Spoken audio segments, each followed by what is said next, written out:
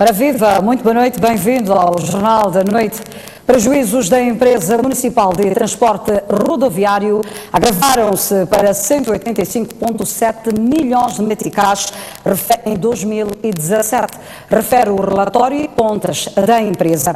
O resultado negativo é justificado, em parte, pela estagnação da tarifa do transporte público desde 2012. Os resultados financeiros da empresa municipal de transporte rodoviário de Maputo saíram do mal e caíram no pior. Em 2017, o prejuízo da transportadora aumentou em mais de 97 milhões de meticais, ou atingir 185,7 milhões, isto é, mais do que o dobro do resultado negativo de 2016. Segundo os administradores da empresa, o mau resultado do ano passado provém, entre outros fatores, do fato do bilhete do transporte público não ter aumentado desde 2012 e, em contrapartida, os preços de combustíveis terem aumentado de forma significativa. Só para se ter uma ideia, o gasóleo, que custava cerca de 45 meticais um litro em fevereiro do ano passado, em dezembro passou a ser vendido a 56 meticais, uma subida de cerca de 11 meticais por cada litro. E ainda referir que o custo de consumo total dos óleos e lubrificantes no período em análise foi de 1.882.923 meticais contra 1.318.478 meticais de igual período de 2016, o que representa um aumento em 43% devido ao reajustamento dos preços de consumíveis no mercado. Refere o relatório de contas da EMTPM. Mas nem só os combustíveis contribuíram para o prejuízo da empresa municipal de transporte rodoviário de Maputo. A subida dos preços das peças e sobressalentes também pesaram no agravamento da situação vermelha da empresa em 2017, se comparado com o ano anterior. Outro fator que contribuiu para o resultado negativo, segundo a empresa, é o corte de 50% do subsídio que o Estado dava à empresa para exercer as suas atividades no ano passado, se comparado com o ano de 2016, como consequência das restrições orçamentais. O relatório de contas mostra ainda que as receitas de bilhetes da empresa aumentaram em cerca de 77,7 milhões para 88,1 milhões de meticais. E de 2016 a 2017, a frota disponível da empresa reduziu de 41 para 39 autocarros, embora a EMTPM tenha uma frota nominal de 205 autocarros. Embora a empresa tenha registrado um grau de cumprimento de 101% do número dos passageiros transportados, no período em referência registrou-se uma paralisação das atividades durante 10 dias, que originou uma perda de receita de 2.055.335 meticais. Lê-se no relatório. Foi aprovada hoje na Generalidade, na Assembleia da República, a proposta do Orçamento do Estado para o próximo ano. O documento só avançou neste caso apenas com votos da Frelimo. Com 132 votos a favor, todos da bancada parlamentar da Frelimo, e 74 votos contra da oposição, o Parlamento aprovou esta quarta-feira a proposta do Orçamento do Estado para 2019 na sua generalidade. Após aprovar, o partido no poder criticou a oposição. Distanciamos-nos daqueles políticos que apresentam discursos enfadonhos, suas vozes só distorcem a verdade, poluem as mentes das pessoas e provocam agitação. Aqueles que se beneficiam do Orçamento do Estado, mas em toda a história do país, nunca sequer construíram um poço para algum povoado. Distanciamos-nos daqueles políticos que, despidos de coerência, tentam a todo custo deitar abaixo o Plano Econômico Social e o Orçamento do Estado, instrumentos de vital importância que até lhes proporcionam uma vida condigna e civilizada.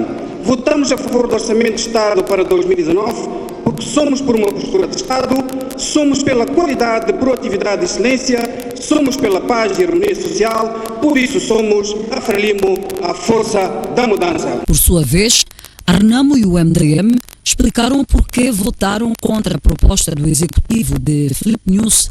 Por sinal, do último orçamento para o presente quinquênio. A bancada parlamentar da Renamo, minha bancada, votou contra a proposta de lei de orçamento para o ano 2019, na generalidade, pelas seguintes razões. A primeira, reprovamos o Orçamento do Estado para 2019 porque nele não se apresenta nenhuma novidade que seja diferente dos orçamentos dos anos passados, caracterizados por serem irrealistas e distanciados das necessidades básicas dos moçambicanos. A segunda, reprovamos o Orçamento do Estado para 2019 porque o governo está a pagar as dívidas ocultas e inconstitucionais com o dinheiro do povo. E como se isso não bastasse, mais uma vez, sem autorização da Assembleia da República, o governo renegociou o pagamento das dívidas ocultas com o troco de gás dos moçambicanos. A bancada parlamentar do MDM votou contra o Orçamento do Estado para 2019 pelas seguintes razões. As reformas do setor empresarial do Estado não são claras. O governo explica que engenharia será feita para tornar viáveis duas empresas públicas falidas que se fundiram para que num futuro próximo não se transformem num fardo para o erário público. O governo apresenta um déficit orçamental de 90,9 mil milhões de meticais e recorrerá ao mercado interno para se financiar numa clara concorrência desleal. Como resultado, poderá encarecer o custo do dinheiro, prejudicando ainda mais as pequenas e médias empresas. Votamos contra porque o governo, no âmbito da consolidação fiscal, prevê continuar com selagem das bebidas alcoólicas e tabaco manufaturado em sede do imposto do consumo específico e não explica quanto dinheiro foi arrecadado em 2018 e qual é a previsão para 2019. Refira-se que a proposta do Orçamento do Estado para o próximo ano prevê um total da despesa pública na ordem de 340,4 mil milhões de meticais, equivalente a 33,3% do produto interno bruto, com o déficit orçamental a rondar em 90 mil milhões de meticais. O Ministro da Economia e Finanças lançou hoje duras críticas à oposição no Parlamento. Para Adriano Maliano, os deputados da Renamo e MDM só desvalorizam o trabalho do governo. Numa sessão longa e com muitas acusações à mistura, as três bancadas parlamentares que compõem a Assembleia da República, por várias ocasiões, desviaram-se do foco principal do dia, que era a apreciação da proposta do Orçamento do Estado para 2019. A situação levou a que o Ministro da Economia e Finanças, Adriano Maliano, lançasse duras críticas à oposição, em particular, alegadamente, por tentativa de inviabilização da aprovação da proposta do Orçamento do Estado para o próximo ano. Nós temos sempre uma tendência de não valorizar muito o que nós estamos a fazer. São outros que valorizam os moçambicanos. Por exemplo, nós temos trabalhado e muito. Só para ter uma ideia, a nível da região, nós somos o país que está no grupo de 5 que mais cresceram. Ou seja, 2015 o nosso crescimento foi 6,6. 2016, com todos os problemas que nós tivemos, 3,8. Em 2017, com todos os problemas que tivemos, 3,7. E agora, mesmo que a gente não chegue a meta, vamos supor que consigamos 3,5. Vai acontecer que a média de crescimento nestes 4 anos, nós estamos em 4,4. Significa que nós estamos muito acima da média da África, que é 4,1.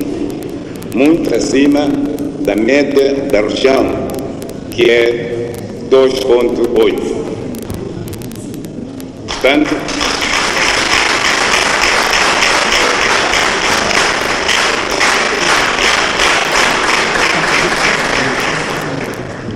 isso é importante nós valorizarmos. Porque se não fizermos nós, os outros vão ter esse discurso que estamos a ter e voluntariamente. E depois, quando as coisas são repetidas, acaba a ser cultura. Cultura de não valorizar o seu esforço. Simona Machel Júnior voltou a deixar críticas ao processo que o afastou da candidatura à cabeça de lista pela Frelimo na cidade de Maputo. Numa entrevista concedida à Lusa e replicada em alguma imprensa europeia de língua portuguesa, Samito diz que foi vítima de artimanhas dentro da Frelimo, mas ainda assim diz-se pronto para assumir o cargo que os camaradas lhe confiarem. Foi uma entrevista à margem de uma cerimônia de homenagem pela passagem dos 85 anos de nascimento de Samuel Moisés Machel, realizada semana finda em Lisboa. Samito voltou a abrir o peito para falar das marcas das recentes eleições autárquicas e não tem dúvidas do que aconteceu. Eu fui vítima de artimanhas do partido, sim, porque eu concorri internamente, cumpri com todos os requisitos que a diretiva impunha, fui preterido. E não há explicações até hoje. Se eu tivesse concorrido, tenho a certeza que ganhava. O episódio que, segundo diz, já faz parte do passado e, como militante do partido, está aberto para aceitar as apostas que os camaradas lhe derem. Eu candidatei-me, ou tive a intenção de concorrer para a autarquia de Maputo, que não aconteceu. Este era o projeto. Já acabou, já passou. Agora temos que olhar para frente. O futuro tem muitas avenidas. O partido, os membros, os militantes, os camaradas, se assim o entenderem, eles podem propor. A mim vai caber aceitar ou recusar. Quem faz trabalho para o partido está sempre disponível para qualquer tarefa. Se os camaradas acharem que sou merecedor da confiança, acho que sim. Já dei sinais, já disse que estou preparado. Um incêndio consumiu quase por completo um estabelecimento comercial no centro da cidade de Maputo. A população criticou a atuação dos bombeiros e teve a iniciativa de debelar as chamas. Mas um acidente que coloca em causa a credibilidade do Corpo de Salvação Pública. Tudo começou na madrugada desta terça-feira, quando um incêndio deflagrou no interior deste estabelecimento comercial, localizado na esquina entre as avenidas Vladimir Lenin e Emília Daús, na cidade de Maputo. Este vídeo amador ilustra a intensidade do fogo e das explosões originadas pelas chamas que consumiam os produtos no interior. A situação tirou do sono alguns moradores que se aproximaram ao local. Estes acusaram os bombeiros de nada fazer para debelar as chamas. Os bombeiros ainda estão lá parados, foram chamados já faz tempo, não apareceram e ainda estão lá parados em vez de correr. É o nosso país. Aliás, neste vídeo, aparecem civis a puxar a mangueira para debelar o fogo.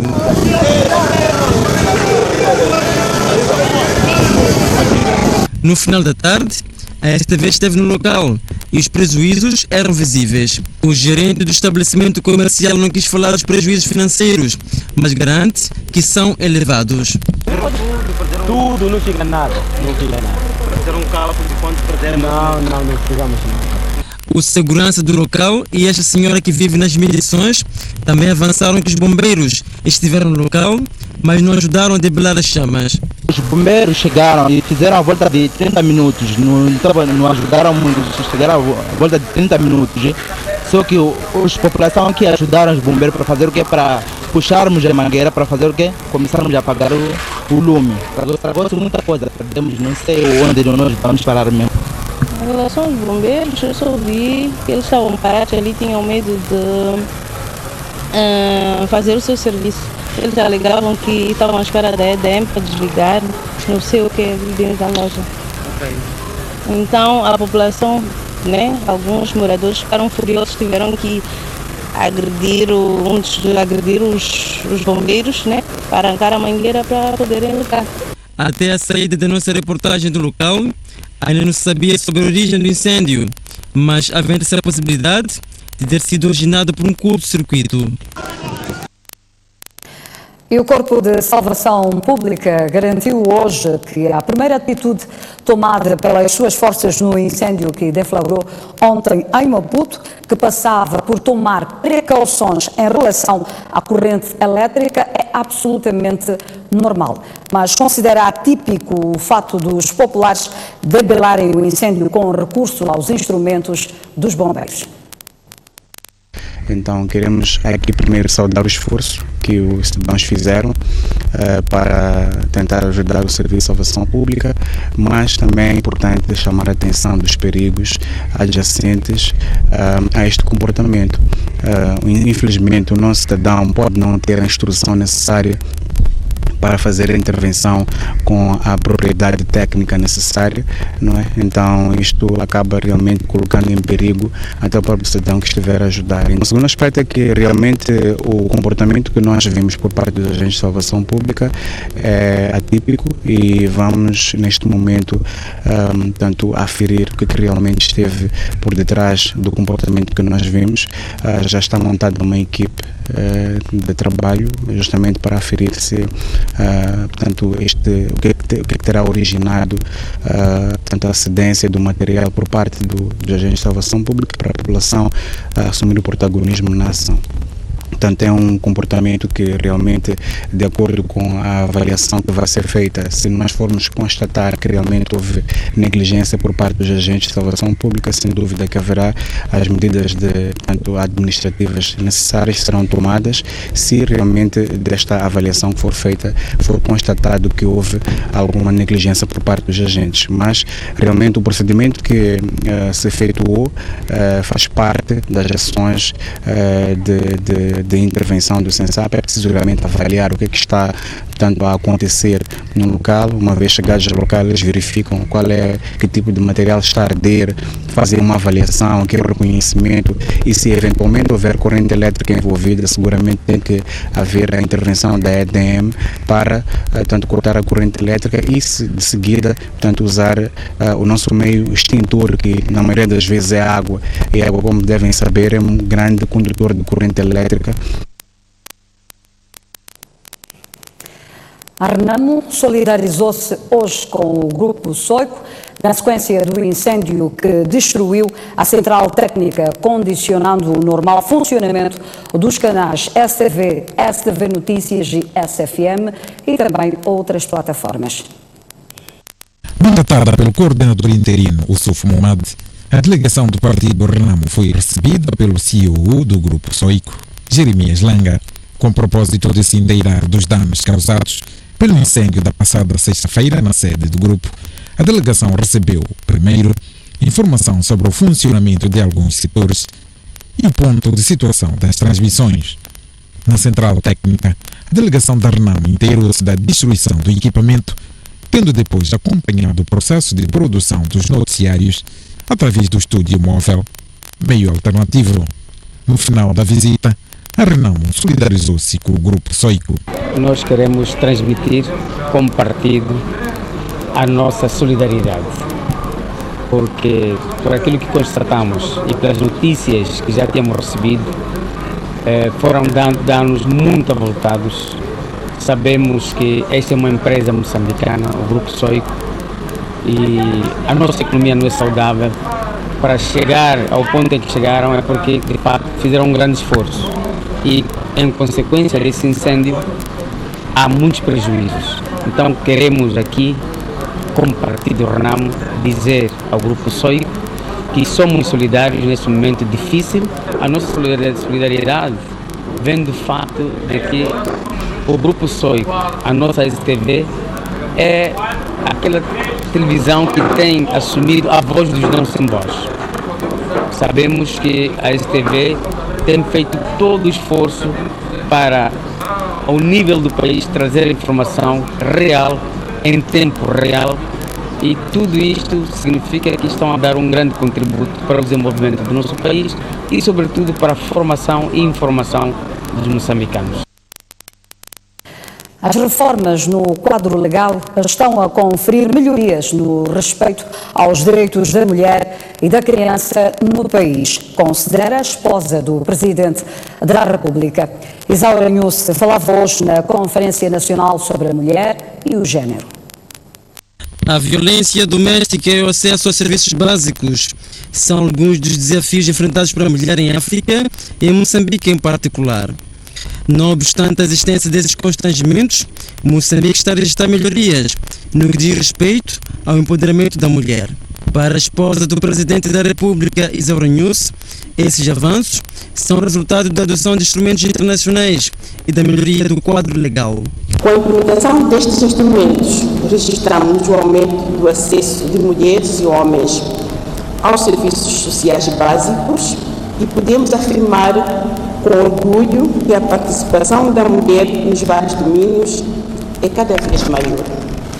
Temos mulheres a participarem em pé de igualdade com o homem nos vários setores, como deputadas, ministras, vice-ministras, governadoras, administradoras, procuradoras, juízes, polícias, militares, entre outros, e, em alguns casos, assumindo a liderança dos órgãos e instituições. Para a representante da ONU Mulher em Moçambique, empoderar a mulher é contribuir para o alcance dos objetivos do desenvolvimento sustentável. É nesse sentido que a organização garante apoiar ações tendentes à melhoria da condição da mulher. Nos últimos 2 anos, as Nações Unidas contribuíram para a expansão dos serviços de saúde às mulheres e raparigas sobreviventes de violência, para 634 unidades sanitárias nas zonas rurais e serviços de rastreamento de câncer cervical para cerca de 200 unidades sanitárias. Cerca de 12.500 mulheres e raparigas obtiveram documentos de identificação civil no distritos de Guija, Mabalane e Massinguir. Ainda no fórum, foi assinado um memorando de entendimento entre o Ministério do Gênero e a companhia norte-americana ExxonMobil, que visa desenvolver ações de empoderamento financeiro e proteção da mulher. Recorde-se que a 6ª Conferência Nacional sobre a Mulher e Gênero conta com delegados de todas as províncias e decorre até quinta-feira, sob o lema Papel da Mulher Rural, rumo à igualdade de gênero e desenvolvimento sustentável. Momento agora para fazermos uma curta pausa. Voltaremos com mais informação. Até já.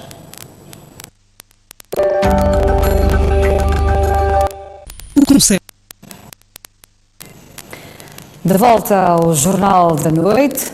O Instituto Nacional de Gestão de Calamidades deve mudar a visão de instituição que age depois dos impactos dos desastres naturais e distribui donativos. Esta recomendação é do Vice-Ministro da Administração Estatal e Função Pública, que falava hoje na abertura do 11º Conselho Consultivo do INGC. O Conselho Consultivo do Instituto Nacional de Gestão de Calamidades está reunido no distrito de Bilene para analisar o seu desempenho com base nas atividades planificadas para o quinquênio. No seu discurso de abertura, o Vice-Ministro da Administração Estatal e Função Pública falou do déficit existente no plano de contingência, que vai testar a capacidade de mobilização de recursos do INGC.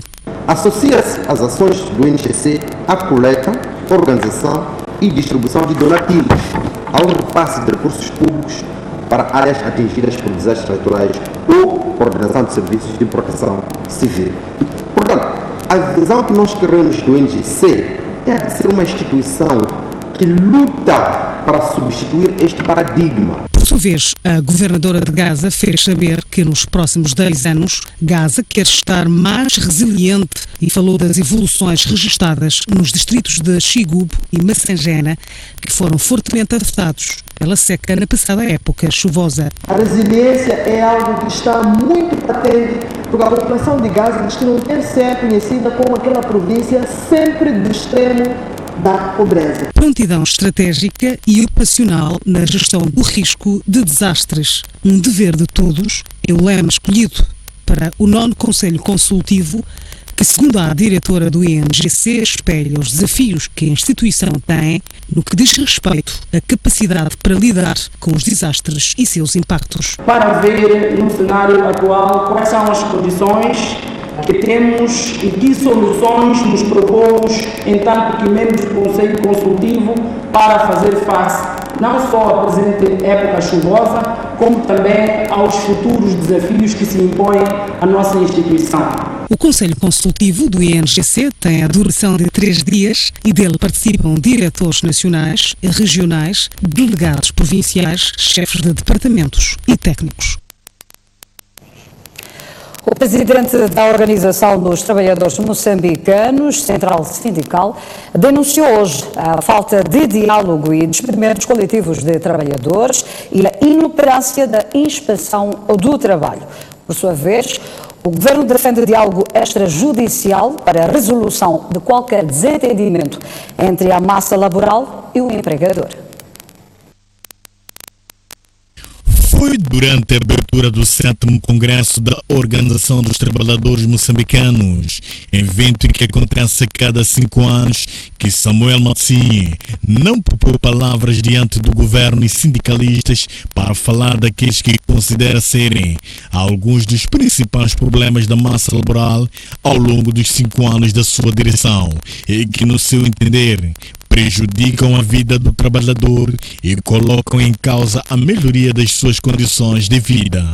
Foram levantadas as preocupações dos trabalhadores moçambicanos no tocante à precarização do emprego, falta de diálogo social, impedimento à livre filiação e livre exercício da atividade sindical, não transferência dos valores da cota sindical retidos na fonte, redução do papel regulador do Estado como garante da legalidade laboral, inoperância da inspeção do trabalho, morosidade no atendimento aos beneficiários do sistema do Instituto Nacional de Segurança Social e exiguidade das prestações pagas, não implantação dos tribunais de trabalho. Em representação do Presidente da República, a Ministra do Trabalho, Vitória Diogo, defendeu o diálogo como uma das principais armas para resolver qualquer conflito. Não é por mero acaso que sempre temos exortado que se encara o diálogo social bilateral como um meio de harmonizar o capital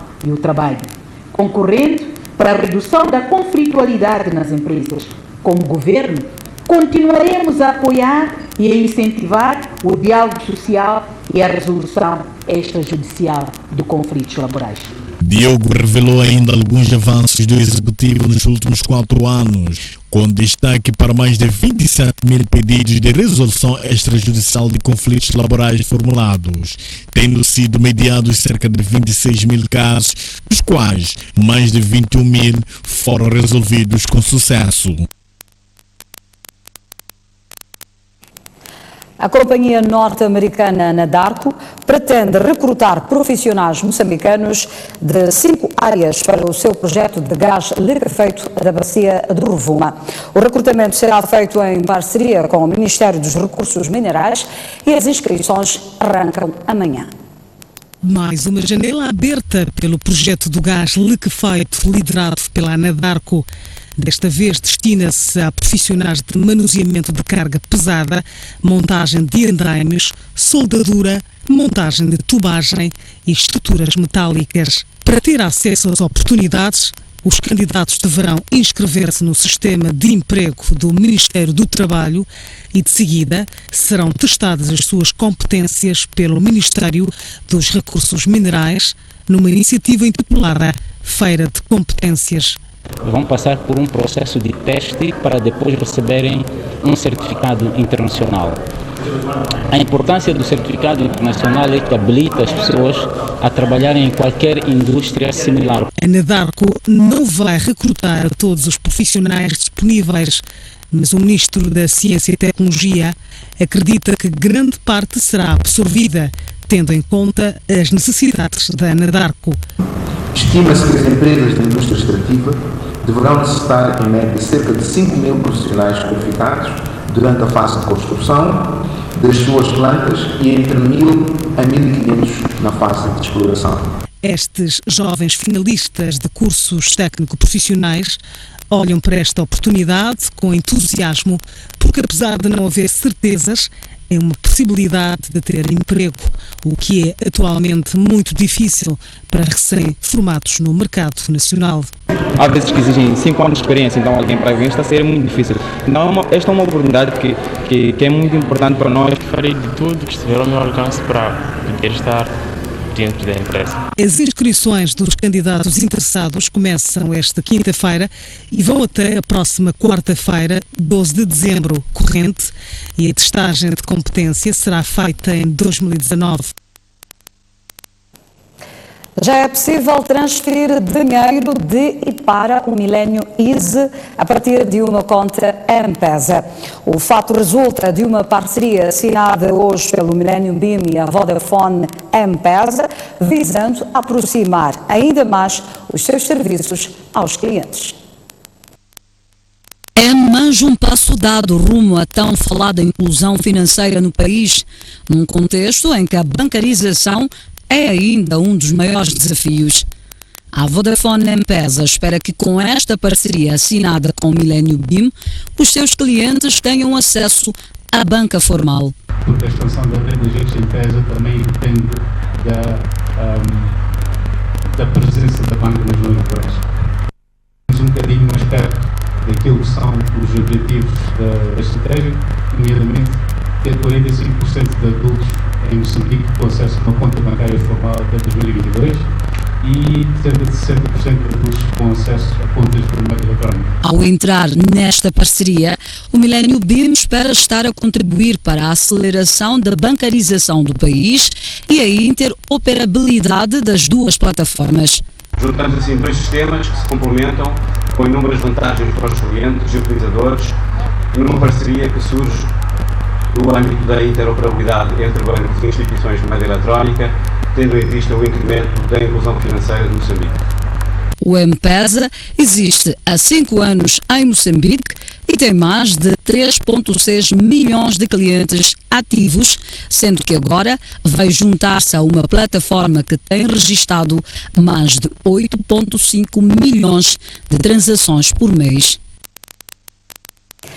Cerca de 11.400 idosos que não recebiam o subsídio básico social há mais de 7 meses serão pagos até abril do próximo ano.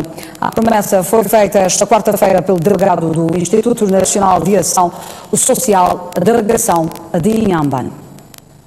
São beneficiários de vários programas através do Instituto Nacional de Ação Social, com destaque para as bibliotecas vivas, ou seja, pessoas da terceira idade das várias comunidades da delegação de Inhambane que receberam sua assistência monetária. A Anastâcia de Olinda, tal como Cândido Inhamussua, são parte dos pouco mais de 10 mil beneficiários e, segundo eles, o aumento de subsídios dos anteriores 310 meticais para a família composta de um membro para os atuais 540 meticais e dos 610 meticais que eram para agregados familiares com mais de 5 membros contra 1000 meticais atualmente é uma novidade que contagiou a todos e os rostos não esconderam a alegria. Estamos bem contentes. Comecei a receber com 15 meticais. Até agora mesmo.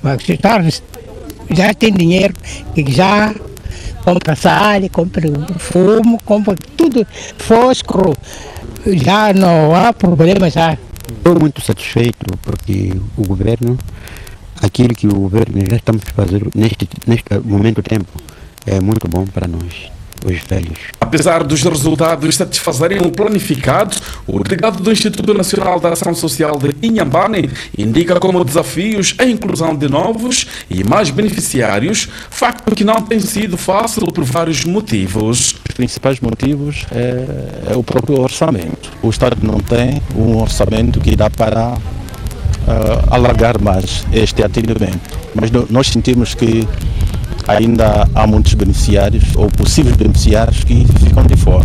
Os 10.722 beneficiários previstos para o atendimento estão subdivididos em 3 programas, nomeadamente subsídio social básico, apoio social direto e ainda serviço social da ação social, como é o caso dos infantários e centros abertos e em trânsito.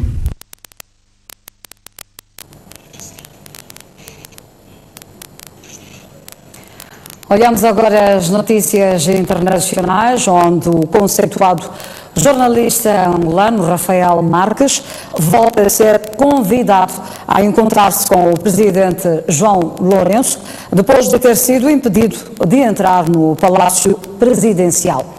Esta é a primeira vez que o chefe de Estado decide manter diálogo com organizações da sociedade civil. Pela primeira vez, o presidente angolano João Lourenço manteve esta terça-feira um diálogo com movimentos civis no Palácio Presidencial como parte das suas reformas. Mas o primeiro dia do encontro ficou marcado por mal-entendido quando o ativista dos direitos humanos e jornalista investigativo Rafael Marques foi impedido de participar na reunião, alegando-se que não havia sido convidado. Mais tarde, o jornalista crítico ao regime do antigo presidente angolano José Eduardo dos Santos informou na sua página Maca Angola que voltou a ser convidado esta quarta-feira para um encontro privado com João Lourenço, tendo dito que vai ser uma honra conhecê-lo. Marques promete discutir principais problemas do povo de Angola. Na terça-feira, João Lourenço manteve encontro com líderes de vários movimentos sociais, incluindo o ativista Irepa Luat Berão, preso entre 2015 e 2016, acusado de atos de rebeldia. Os ativistas consideraram a reunião com o presidente um passo para a construção do diálogo nacional e elogiaram Lourenço como presidente franco e respeitoso. Os coletes amarelos não estão satisfeitos com a suspensão provisória do aumento do combustível decretada pelo governo do presidente francês Emmanuel Macron. Os mesmos prometem continuar com os protestos. O que era apenas um protesto contra a subida dos preços de combustível parece virar um movimento contra o presidente francês Emmanuel Macron, acusado de estar a favorecer os ricos. Os coletes amarelos dizem não estar satisfeitos com a simples suspensão da medida que visava aumentar os preços de combustível e prometem continuar com os protestos. Um deputado do partido da direita, os republicanos, criticou o governo de Macron. Monsieur le Premier ministre, se a sua única resposta, Sr. Primeiro-Ministro, é a suspensão dos impostos de Macron sobre os combustíveis, então é porque não se apercebeu da gravidade da situação. Este anúncio condena os franceses a alguns meses de adiamento. O que eles lhe estão a pedir não é a suspensão, mas o cancelamento das taxas. Sr. Primeiro-Ministro, isso é muito pouco e muito tarde. Estudantes franceses descontentes com reformas na educação já anunciaram apoio aos coletes amarelos e 2 sindicatos dos transportes já anunciaram greves para este fim de semana em Paris. Olhamos agora a previsão do estado de tempo. Começamos mesmo pela zona sul. Maputo poderá registrar uma temperatura máxima de 35 graus e uma mínima de 23. Para Xaixai espera-se uma temperatura máxima de 35 graus e uma mínima de 24. Já para Inhambane espera-se uma temperatura máxima de 31 graus e uma mínima de 25. Seguimos para a zona centro do país. Para a cidade de Beira espera-se uma temperatura máxima de 32 graus e uma mínima de 25. Chimoio poderá registrar uma temperatura máxima de 32 graus e uma mínima de 21. Para Tete espera-se uma temperatura máxima de 38 graus e uma mínima de 26. Climane poderá registrar uma temperatura máxima dos seus 34 graus e uma mínima de 26. Já para a zona norte do país, concretamente para a cidade de Nampula, espera-se uma temperatura máxima de 36 graus e uma mínima de 23. Já para Pemba, espera-se uma temperatura máxima de 32 graus e uma mínima de 33. E para Lixinga, espera-se uma temperatura máxima de 28 graus e uma mínima de 18. Agora por si, logo após o intervalo. Até já.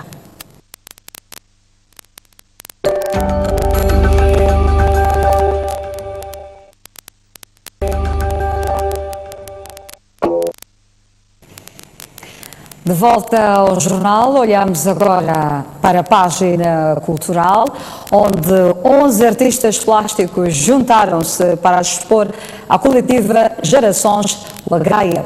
A obra é uma espécie de tributo à província de Inhambane.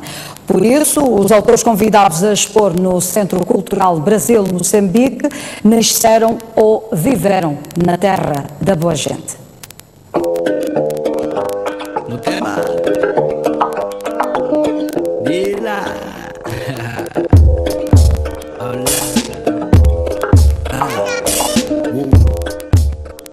11 artistas, um projeto. Esta é a coletiva Geração do Agaia. A exposição de artes plásticas patente no Centro Cultural Brasil-Moçambique junta obras de autores que nasceram ou viveram em Inhambane, com o objetivo de promover o que é feito naquela província do país. A luta da vida sempre acaba em paz. Ajuda os teus irmãos e morram em combate. A cerimônia de inauguração da coletiva Agaia foi dirigida pelo Ministro da Cultura e Turismo, que enalteceu o potencial artístico do país.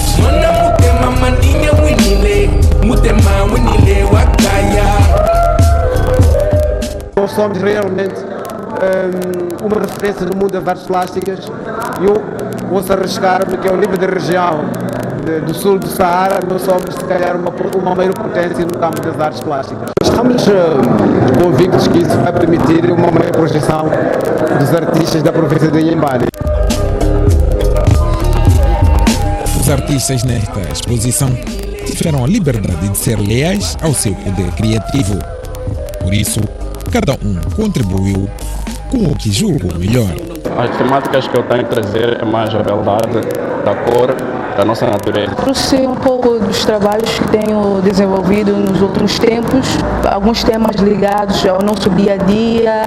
Temos que primeiro juntarmos, em seguida divulgar e promover o nosso trabalho. Geração Agaia está exposta no Centro Cultural Brasil-Moçambique até o dia 28 deste mês. Isso não é verdade. Cada um com a sua parte. Agora faz a tua parte. Tens que ser artista, viver é a tua arte.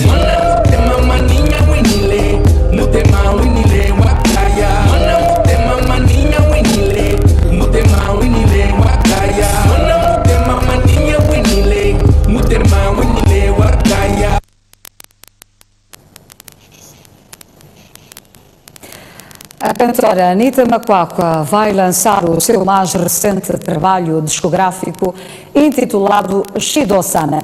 O álbum, que será apresentado sexta-feira em Maputo, tem no total 15 faixas e conta com a participação de artistas de renome como Antoninho Maingana.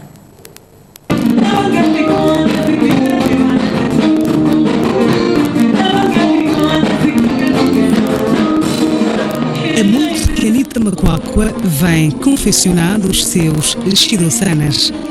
Finalmente, a obra está pronta e já pode ser partilhada com o público.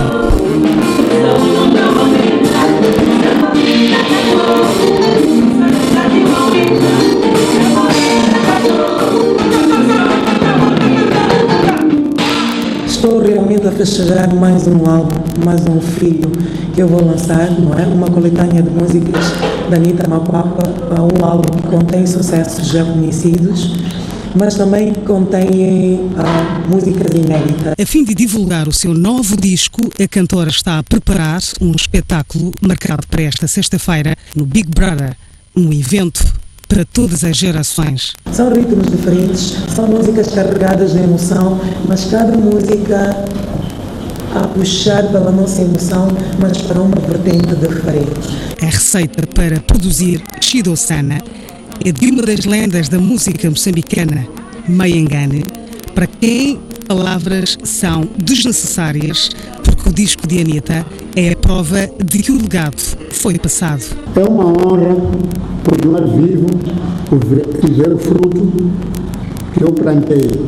Espero que os restantes irmãos e irmãs dela também deem a mão o mais forte possível para que todos consigam subir e seguir o exemplo da Anitta Macuacua. Mas no palco não serão servidos apenas os doces de Anitta Macuacua e António Marcos. De igual modo, cantoras como Dama do Bling vão levar ao público emoções destes e de outros tempos. Foi a melhor altura que escolheste para fazer este evento, dezembro. Eu acho que chega 1 de dezembro, as nossas antenas ficam todas direcionadas para festas, ambientes, música. O álbum Shidosana de Anitta Macuacua é constituído por 15 músicas.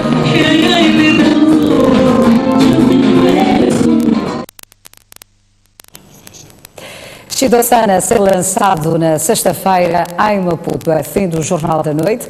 Grata pela atenção dispensada. Boa noite.